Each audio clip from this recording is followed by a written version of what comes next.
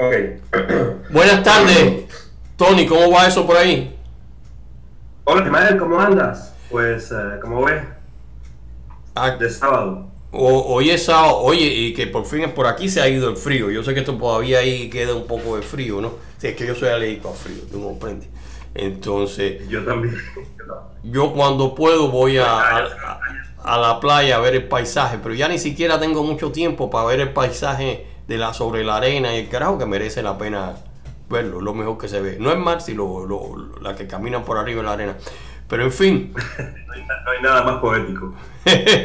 Óyeme, hoy tenemos aquí a Tony Cantero Suárez, que es un poeta de primerísima categoría, uno de los grandes poetas en la literatura hispanoamericana. Es un poeta nacido en la vieja villa de Trinidad, en Cuba, allá en 1970. Y actualmente reside en París, donde por razones varias y obvias se instaló desde mediados de 1999. Entre sus diversos libros se hallan la colección Los Susurros del Cantero, óleos poéticos, un compendio de 5 volúmenes escritos con alto sentido modernista en español y a cuenta de editor. Se publicó en Francia, en el Reino Unido y en Estados Unidos. Prologado todo por plumas relevantes de la literatura hispanoamericana contemporánea. Y su primer libro, Óleo al Poniente, los versos que quiero, sobrepasó el 500.000 de descargas en ebook. Y a esto le sirvió Divino Exilio, historia desde afuera, que fue prologada por quien les hablo, es decir, por mí, y fue dedicado a Cuba y a la vida del común de los exiliados, o emigrantes, o extranjeros, o desterrados, como se les llame a ellos. Donde por la razón que haya sido dejamos las lonjas y majanes en el seno de la patria para sin jamás olvidar su dulce olor a azahares. Estos son escritos de Tony. Bueno, y como no todo terminó con el Divino Exilio, hoy Tony prepara ya su 7º libro después de un año de ausencia, una especie de versión moderna y en prosa de Las Flores del Mar de Baudelaire, en binomio con el pintor francés Vicence Tessier, y como regalo a esa Francia que lo acogió y al arte de vivir aprendido. Es decir, está titulado De Choses Célèbres, es cosa célebre, es la nomenclatura del lenguaje, pero dejemos que nos cuente ahora el mismo Tony un poco más sobre el mismo y sobre su obra y sobre sus andares por allá en tierras tan lejanas. Bueno, lo que estamos lejos de nosotros, porque se supone que París sea el centro del mundo cultural. Bueno, Tony, ¿qué nos puedes decir algo más de aquellos momentos en que se te apareció la musa de la poesía? Bueno, se me pareció la musa de la poesía con la suma de las palabras. Eran tiempos de lucha, de reconocimiento personal, nostalgias. Eran tiempos en los que, como se las crisis hacen crecerse a los hombres. Y me encontré la buena vía, me la encontré en la literatura, no como una ambición de ser poeta o de ser un literato o nada de eso, sino como una vía imprescindible para expresarme, para decir lo que tenía que decir en cuanto al momento que estaba viviendo, no el mío precisamente, pero en cuanto al momento social que se veía en el mundo, se vivía, con aquella crisis, si recuerdas, que nos espantó a todos. Bueno, eso fue alrededor del año 2009. Por suerte, ya tú eras, la musa se te apareció un poco ya grandecito, ¿no? Sí, en realidad en el 9 lo que empecé fue a escribir artículos, reflexiones, y poco a poco todo eso fue derivando en la poesía, pero verdaderamente a escribir literatura comencé como en el fin de 2011 más o menos. Fue todo un proceso que me llevó desde esa necesidad imprescindible de expresarme por medio de la palabra escrita, porque bueno, tuve la gran suerte que ya caímos en el principio de Facebook, redes sociales, de decir las cosas sin tener que estar dándolas en la calle. Y duró sus años, duró 1 año, 2 años, 3 años creo, en verdaderamente convertirse esa palabra incipiente, pero empecinada, y de denuncia en prosa poética y poesía. Y de tus libros que has publicado en estos últimos años, ¿me puedes hablar de ello? A mí me impresiona mucho que ¿cuál fue? Los susurros del cantero, los versos que quiero, sobrepasó el 500,000 de descargas en ebook, y aún en ebook eso es una cantidad grandísima. Sí, hasta yo me quedé sorprendido. No pienses que lo sabía. El día que mi ex editor francés y yo mismo contamos el número de descargas por día, fue como en casi 6 meses, 6, 7 meses, no sé. Me gratamente sorprendí porque, en fin de cuentas, yo vivía un poco en las redes, ya llevaba un blog que igualmente me daba la grata sorpresa de tener muchas visitas diariamente, solo para leer aquella poesía empírica que yo comenzaba. Y cuando en el 2012, primeramente fue la editorial Pelícano, no sé si recuerdas, que desapareció, que me robó la versión original del libro. Eso era unos bandidos, a mí también me robaron. Tú sabes que la primera edición del Silencio de los 12, yo lo publiqué con ellos muy contento porque me aceptaron, y después, un poco después, unas cuantas semanas después, desaparecieron. Y esa primera edición está rodando por ahí y la dan gratis en un montón de lugares, que se diferencia mucho de las dos ediciones posteriores, que han crecido mucho, han cambiado mucho.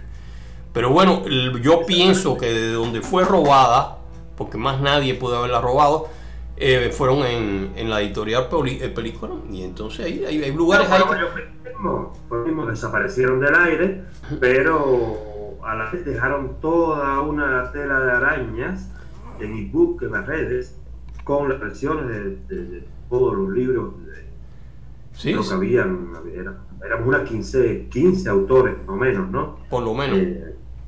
Claro, nos hizo este rejuego y después nos respondieron más. Bueno, en fin, por ahí comenzó. Después vino a la raíz de esto, me encontré con unos editores franceses, me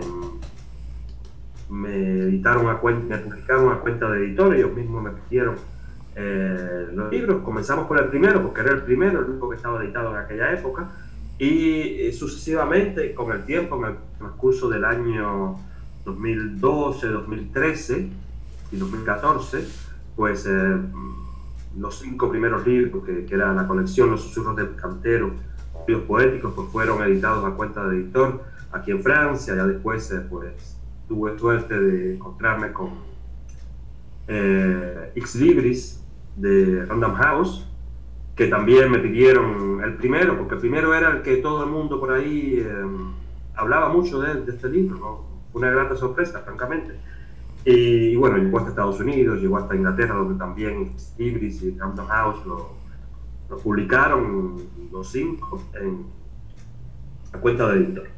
Y bueno, luego vino esta última experiencia en autoedición que hice, que fue en el 2015, el libro que prologaste tú, y el Vincilio, que fue un regalo a esta Cuba nuestra, pero más bien una reflexión sobre el momento histórico que se vivía en aquellos años, ¿sabes? Como todo cambió, hasta nuestra visión de ver la magnitud del engaño en el que habíamos vivido los cubanos durante casi 50 años. Ya se presagiaba la muerte de Castro, ya Raúl había llegado al poder, Obama había comenzado el acercamiento con la política cubana, y bueno, yo sentí la necesidad de, aunque haya sido en prosa poética o poesía, pues de dar mi opinión y de decir lo que pensaba sobre Cuba, sobre todo de cantarle al cubano y al común de los desterrados o exiliados, o como tú dijiste, como quiera que se nos quiera llamar.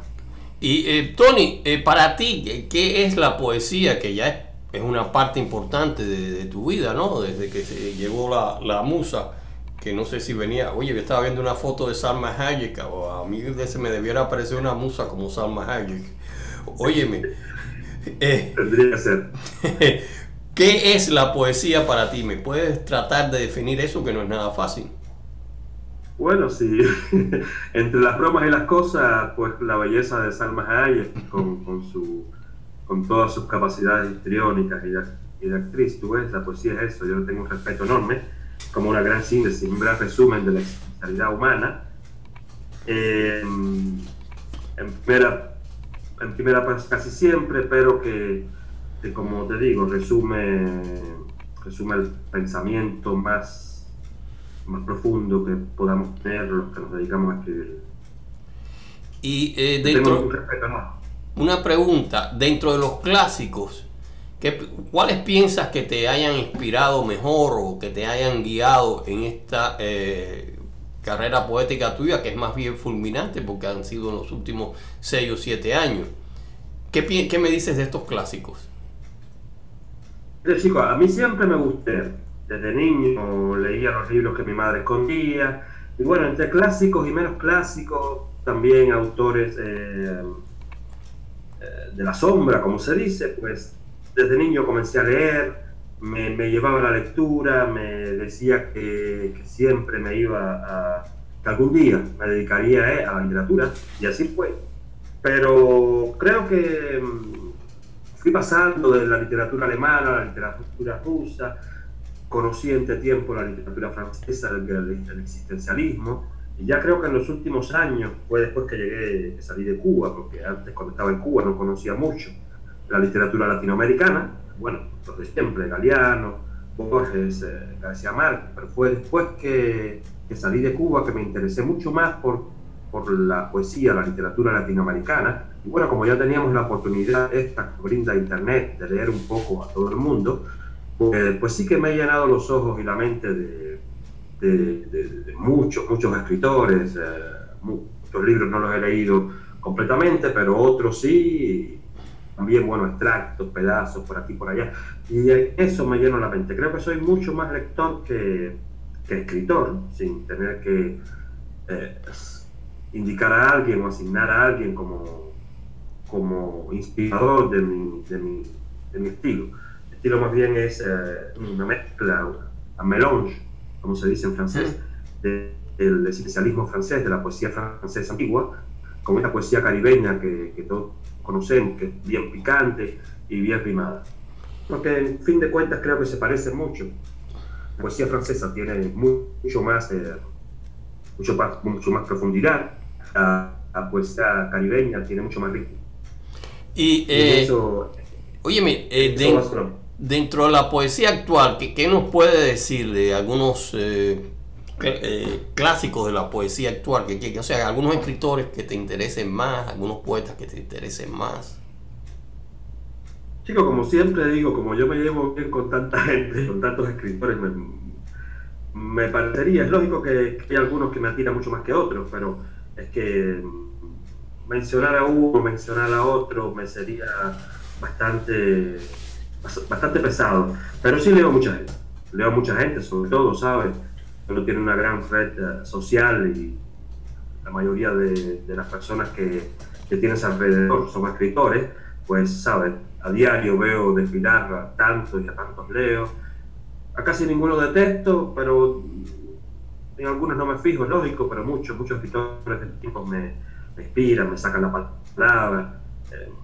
Creo que el término clásico ya en estos tiempos, dejando de ser algo como que obsoleto, puesto que las redes han permitido a mucha gente de sacar ese talento escondido que tenía en la literatura, hasta sin muchas personas, muchos escriben estos tiempos, ya no necesitan ni siquiera hacer estudios literarios para que ese gran talento sea consagrado en excelentes libros o excelentes poemarios. Entonces, decirte clásicos es mucho, decirte buenos, pues leo a diario, es mucho. Claro, hoy en día, gracias al internet principalmente, pues bueno, uno puede llegar a muchísimos clásicos y clásicas, a las versiones digitales, los ebooks. Nos hacen llegar a ellos que en papel, aunque a uno le guste más el libro sobre papel, salen más caros, sobre todo los envíos también salen más caros. Hoy en día lo que más se vende son, por mi experiencia personales, los ebooks, que son mucho más baratos y llegan inmediatamente y no hay que pagar envíos de correo. Y es decir, es una de las grandes cosas. Y por cierto, en Amazon tienen la cualidad de que si tú vendes 5 o 10 libros en el mes, con ebook son un 35%, un 15%, o sea, hacen Sí. no, 2 o 3 dólares, porque a 15 centavos, 35, pero Amazon te los paga increíblemente, porque sabes que la mayoría, imagínate, yo llevo 40 años en este negocio publicando por aquí y por allá, no, 30, publiqué mi primer libro en 1982. Imagínate. Sí, hace rato. Entonces, pero bueno, tú sabes que de allá para acá, una de las características de los editores en hispano, excepto, bueno, los grandes, es decir, Planeta y Alfaguara, los más pequeños simplemente no te pagan, ¿entiendes? Es decir, no pagan derechos, es así, no sé, incluso cuando se venden. Pero bueno, en Amazon encontré que se podían es decir, editar y te pagan la bobería esa, ¿no? Pues por lo menos me da para comprarle comida a los gatos y eso. Tú sabes que yo tenía Yo pienso que no sea el sistema apto para los editores, porque nos convertimos más bien en una cierta especie de peones de Amazon, pero también es verdad que es la única capaz de por lo menos hacernos conocer y por lo menos retribuirnos de cierta manera nuestro trabajo, aunque francamente yo no he estado de acuerdo con que los editores bajen los precios de los libros, con que los ebooks cuesten tan baratos. A día yo leo, bueno, tú sabes que el teléfono y veo en el metro que cada persona que va en el metro por la mañana cuando me voy al trabajo lleva su Kindle o su teléfono y ahí leemos casi todo. El problema es que, oye, sin que sea un libro, y me digo, ¿por qué si la fama del ebook es tan grande, si la importancia del ebook es tan grande? Porque no se mide, la gente habla del ebook, pero hay que fijarse en la calle cómo la gente camina leyendo ebook. Entonces yo pienso que también la difusión que deberíamos tener los escritores tendría que ser mejor. Bueno, los primeros ebooks eran caros, varían casi tanto con un libro. Te estoy hablando hace 20 y pico de años, 25 años atrás, sí. Valían tanto como un libro sobre papel. Pero el problema es que el ebook, los costos son mínimos, ¿tú comprendes? Esa es una razón. Mira, yo tenía un editor muy bueno que era Editorial Portilla, que era en Tampa. Era un cubano, muy buena gente. Yo hablábamos ahí casi todos los días, y fue el primero, el tipo más serio de todos estos editores que yo he recorrido. Te estoy hablando más de una docena, ¿no? Este fue. Pero ¿qué pasa? Allá por el 2012, allá en diciembre del 2012 desaparece. Y de pronto, como ya uno conoce también tanta gente en él, me llega una noticia. Oye, ¿tú sabías que fulano Portilla estaba preso? Sí, lo habían cogido asaltando un banco. Clase de editor. Bueno, es que la edición se ha convertido, sin querer ofender a nadie, se ha convertido en un negocio tan lucrativo que hace pensar a las grandes mafias. Entonces, la base literaria. Pero bueno, ¿qué le dio para asaltar un banco? No sé. Es decir, le metieron unos cuantos años, ¿no? Debe haber salido ya, pues está hablando de eso por el 2012, entonces estamos como 4 o 5 años. Pero bueno, te das cuenta de cómo es el mundo editorial hoy en día, que pasa cualquier cosa, ¿no? A mí me sorprendió mucho. Entonces, después... Sí, sobre todo, ¿sabes? A mí me apena, lo que pasa fue que tuve como el valor, el coraje de seguir adelante, de decirme, bueno, con golpe, soy un principiante, pero que tú llegas a la literatura, como si llegas a un centro de trabajo, y el primer día este libro de Pelícano que nos dio la mala, pues fue un golpe esplendoso, y a ti no te quitó el gusto a la literatura, pues el deseo de seguir escribiendo, pero hay centenas de escritores a lo largo del mundo que a diario pierden el deseo de escribir o de publicar meramente por cuenta del maltrato de las editoriales actuales.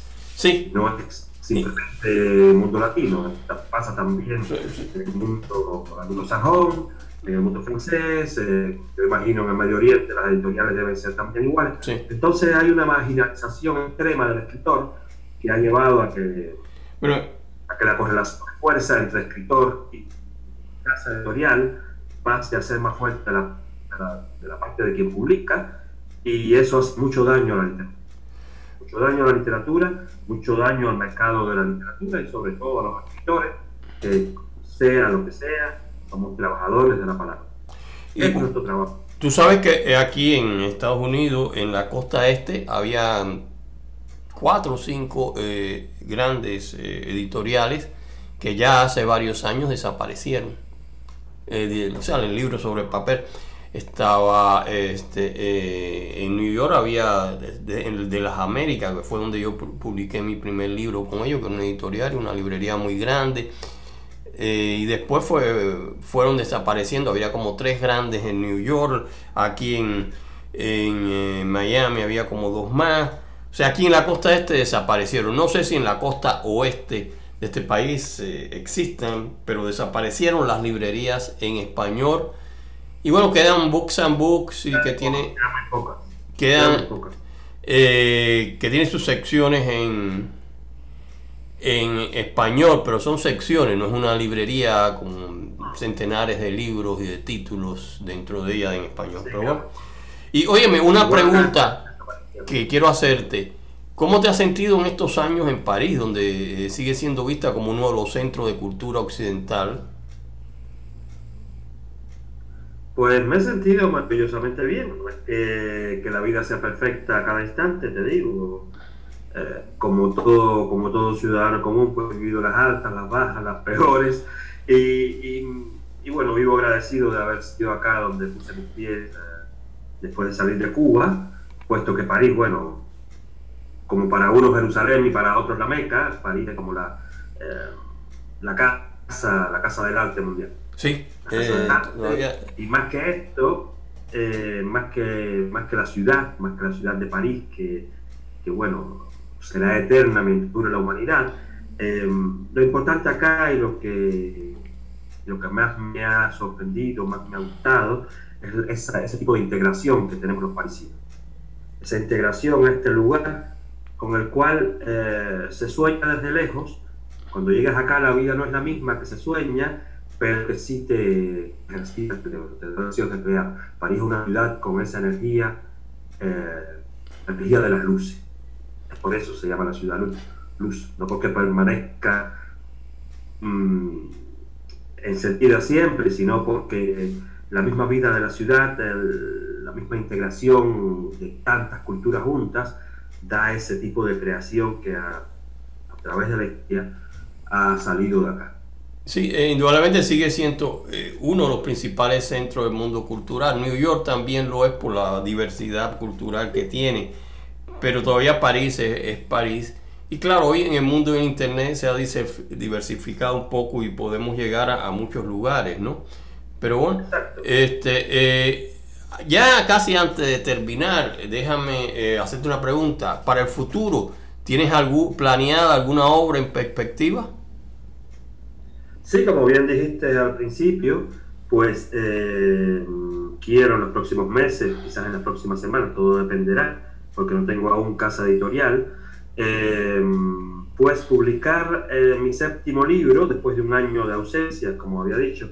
Divino Exilio fue una experiencia un poco dura porque fue autoedición y es bastante fatigante para un escritor la autoedición, así que me cogí un año para respirar, para pensar, para volver con más energías.